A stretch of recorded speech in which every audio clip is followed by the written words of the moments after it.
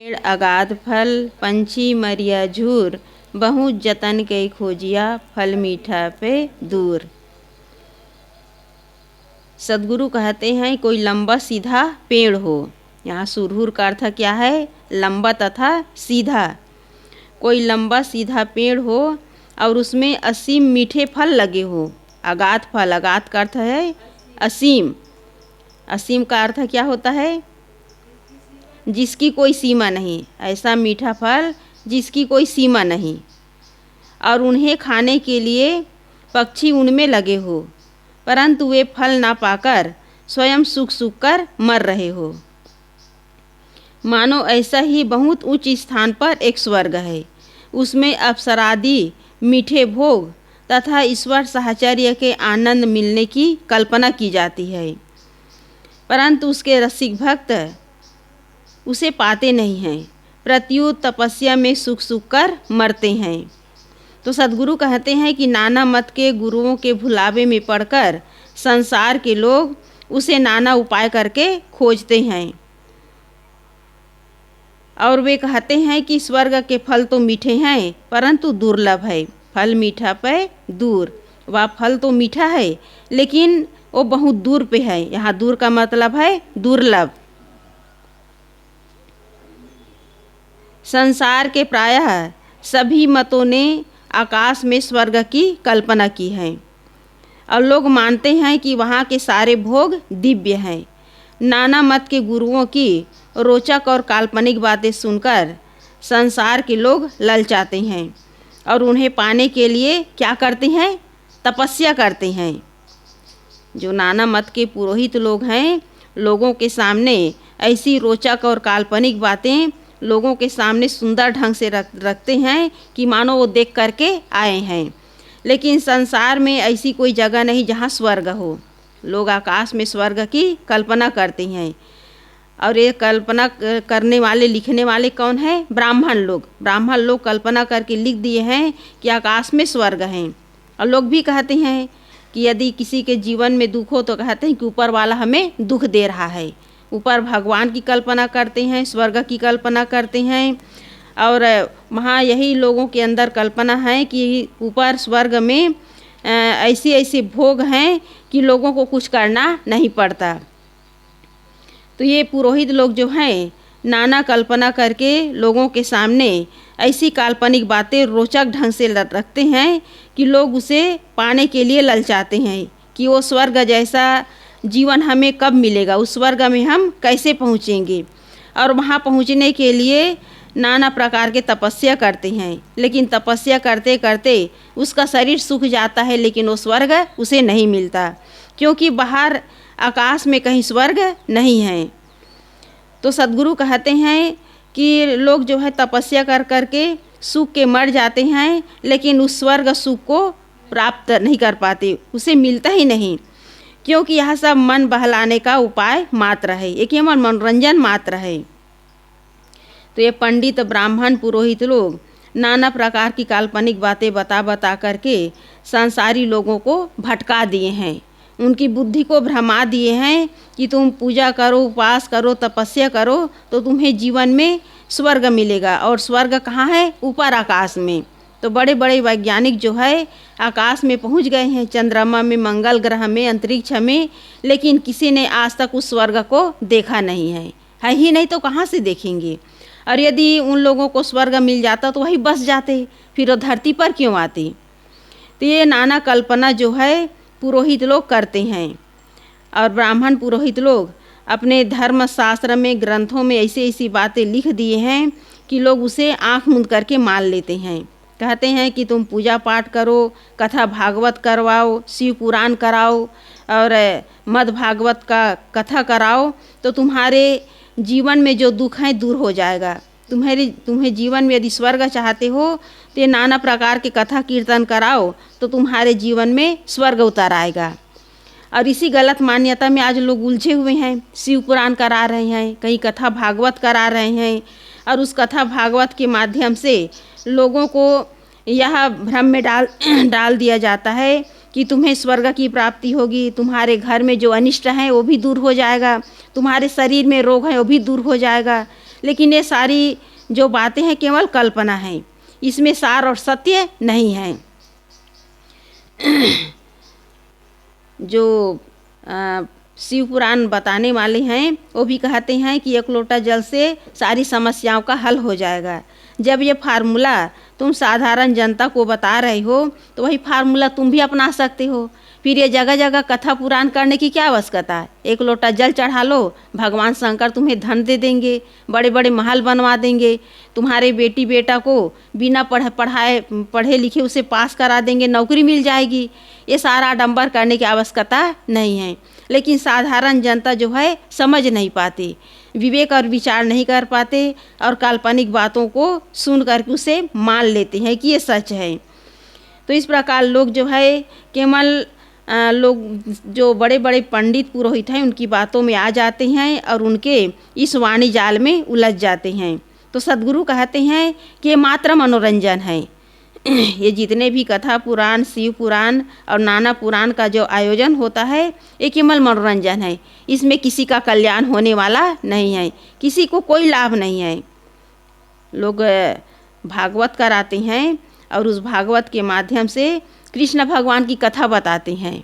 कृष्ण भगवान की जब कथा बताते हैं तो सबसे पहले कृष्ण का जन्म बताते हैं, और जब कृष्ण का जन्म होता है तो लोग जो हैं, दर्शक जो हैं, बड़े झूम झूम करके सोहर गाते हैं। वो कथावाचक तो गाते ही हैं, जो सुनने वाले श्रोता है वो भी झूम झूम करके सोहर गाते हैं, नाचते हैं और उनका मनोरंजन होता है। और कहते हैं कथा में बड़ा आनंद आया, कुछ मिला तो नहीं, केवल नाचने गाने में ही आनंद मानते हैं। फिर जो कथाकार जो हैं भगवान कृष्ण को कहते हैं कि रासलीला किए हैं, गोपियों के साथ रासलीला किए हैं। फिर जनता को खूब नचाते हैं भजन गा गा करके। फिर भगवान कृष्ण को क्या बताते हैं, माखन चोर। कहते हैं कि कृष्ण भगवान के पास हजारों गाय थी, तो जिसके पास हजारों गाय हैं, जिसके घर में दूध है, दही है, दूध की नदियाँ बह रही है, वो किसी के घर माखन चुराने के लिए क्यों जाएंगे। इसलिए एक केवल काल्पनिक बातें हैं कथा को रोचक बनाने के लिए, कि भगवान लीला करते हैं, कुछ भी कर सकते हैं। कहते हैं कि भगवान की लीला है, तो भगवान किसी के घर माखन चुराने के लिए क्यों जाएंगे। तो कथा के माध्यम से लोग जो हैं मटकी माखन ऊपर बांधे रहते हैं और कहते हैं कि माखन चोरी कर रहे हैं। तो ये सब जो है कल्पना कर करके लोग जो है मन से गढ़ लिए हैं कि भगवान को माखन चोर भी बना दिए। फिर उसी कथा में भगवान श्री कृष्ण की और रुक्मणी की विवाह भी करते हैं, और उस विवाह में गांव भर के लोग बाराती में शामिल होते हैं, नाचते गाते हुए बाराती में शामिल होते हैं। फिर उस शादी में दहेज भी होता है, शादी में दहेज तो देते हैं। फिर कथाकार उस जो श्रोता होते हैं सबको कहते हैं कि भगवान कृष्ण और रुक्मणी का विवाह है तो उसमें दहेज भी दो। फिर जो कथा का आयोजन करते हैं, परीक्षित बन कर के बैठे रहते हैं, वो तो दहेज देते ही हैं। और दहेज में क्या देते हैं, बर्तन, गद्दा, पलंग और सोफ़ा, सोना चांदी, दुनिया भर के सामान देते हैं, दाल चावल गेहूँ सब देते हैं, दहेज में टिकते हैं। और किसको देते हैं, कृष्ण भगवान को, रुक्मणी को। लेकिन वो वहाँ कृष्ण भगवान और रुक्मणी उपस्थित नहीं है। किसको मिलता है, पंडित जी को। सारा रुपया पैसा, कपड़े लत्ते और सोना चांदी सब लेकर के पंडित जी की अपने घर ले जाते हैं, अपनी झोली भर रहे हैं। लेकिन साधारण जनता को ये ज्ञान नहीं है कि पुरोहित जो है अपनी झोली भरने के लिए नाना आडंबर कर रहे हैं। लोग तो कहते हैं कि हम कथा कराए हैं, कथा भागवत कराए हैं तो हमारे घर में किसी भी प्रकार का अनिष्ट नहीं होगा। अनिष्ट कैसे नहीं हुआ, तुम्हारे घर का धन बेकार में चला गया, तुम जीवन भर की कमाई उस पंडित की झोली में डाल दिए। तो लोग जो है कल्पना कर करके केवल नाना आडंबर में पड़े हुए हैं। तो सद्गुरु कहते हैं कि लोग जो हैं इस नाना आडंबर में पड़ करके केवल मनोरंजन कर रहे हैं। इसमें किसी का मन जो है कल्याण की ओर, किसी का मन जो है सुख शांति की ओर नहीं बढ़ रहा है, केवल मन जो है मनोरंजन में लगा हुआ है। तो सद्गुरु कहते हैं कि 4 प्रकार के मुक्ति बताए गए हैं, सालोक्य, सामीप्य, सारूप्य और सायुज्य। सालोक्य का अर्थ है ईश्वर के लोक में बसना, और सामीप्य का अर्थ है ईश्वर के निकट रहना, और सारूप्य का अर्थ है ईश्वर के रूप वाला हो जाना, और सायुज्य का अर्थ है ईश्वर में घुल मिल जाना। ये 4 प्रकार की मुक्ति बताए हैं।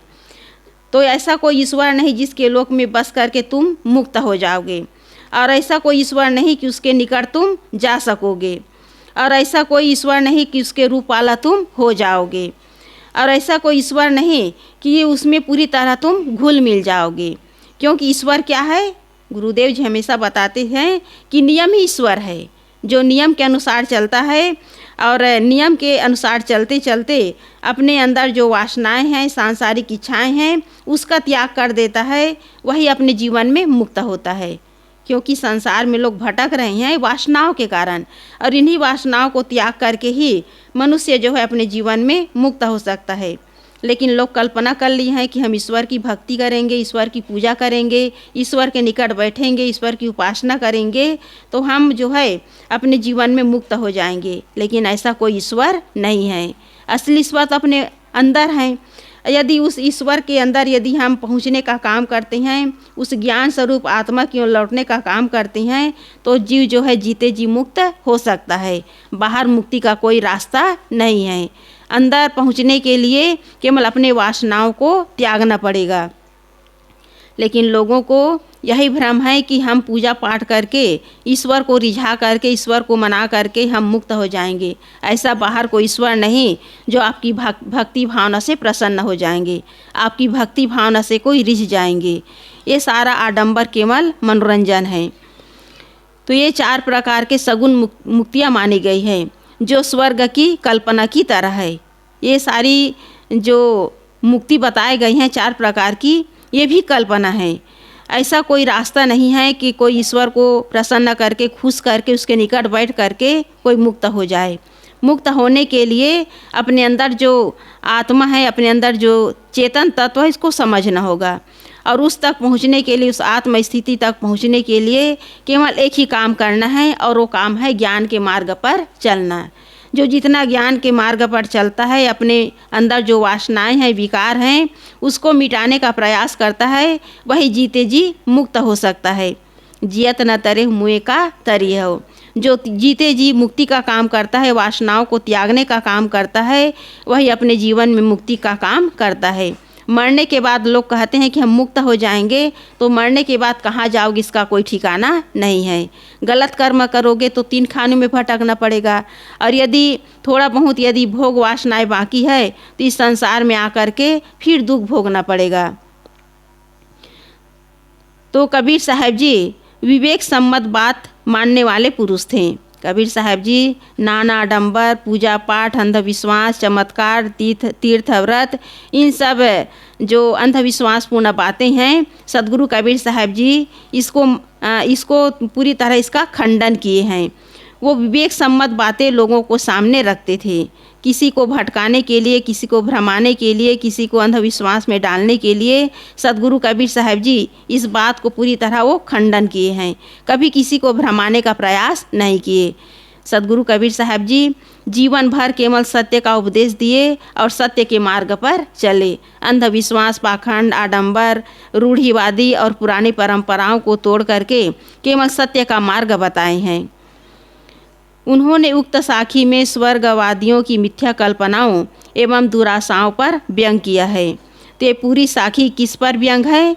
जो स्वर्ग की कल्पना करते हैं, पूजा पाठ में, नाना आडंबर में, तीर्थ व्रत में, उपवास में लगे हुए हैं, सदगुरु कबीर साहब जी इसका खंडन करते हैं। अभी भी लोग जो हैं कहीं पर्वतों में, पहाड़ों में, गुफाओं में देवी के दर्शन के लिए, भगवान की दर्शन के लिए जा रहे हैं, लेकिन जाते जाते ऐसी ऐसी घटनाएं घटती है कि उसका जीवन ही समाप्त हो जाता है। अभी 2-3 दिन की घटना है। लोग जो हैं वैष्णव देवी के दर्शन के लिए गए, और अभी बारिश भी हो रही है, और इतनी बारिश हुई कि उस पर्वत में भूस्खलन हुआ और उसमें हजारों लोग दब करके मर गए। लेकिन वो वैष्णव देवी किसी को बचाने के लिए नहीं आए। तो लोग जो है केवल बाहरी आडंबर में पड़े हुए हैं कि कहीं न कहीं भगवान के दर्शन होंगे, देवी के दर्शन होंगे और हमारे जीवन में स्वर्ग उतर आएगा। स्वर्ग उसी के जीवन में है जिसका मन पवित्र है, जिसका अंतःकरण शुद्ध है। कहीं देवी देवता के दर्शन करके, उसके पूजा पाठ करके आप अपने जीवन में स्वर्ग स्थापित नहीं कर सकते। असली स्वर्ग है अपने अंदर गमन करना। स्व अर्थात अपनी आत्मा, और ग का मतलब गमन करना, अपनी आत्मा की ओर गमन करना, यही स्वर्ग है। इसके अलावा कहीं लोकांतर नहीं है, कहीं बाहर कोई स्वर्ग नहीं है। इसलिए असली चीज़ है अपनी आत्मा को समझना और उसमें स्थित होने का काम करना। लेकिन बाहर लोग जो है नाना कल्पनाओं में पड़े हुए हैं